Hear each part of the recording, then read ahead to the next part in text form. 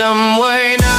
ชีวิตมันต้องเดินล้มกี่ครั้งก็ต้องลุกแล้วเผชิญปิดให้มากคือปากอย่าไปตอบทุกคนใช้มากคือสมองก่อนจะเชื่อใครสักคนจำไว้นะอย่าให้ใจมันพังร้องให้ดีคือหูฟังแค่สิ่งสำคัญยกให้สูงคือใจอย่าให้ใครเหยียบมันต่อให้โลกจะโหดร้ายเราก็ต้องยืนให้ไหวบางคนพูดดีแต่ใจมันไม่ใช่บางคำเหมือนหวานแต่แฝงไปด้วยไฟโลกมันสอนเราให้ดูคนให้ออกไม่ใช่แค่คำพูดแต่ต้องดูที่เขาทำบอก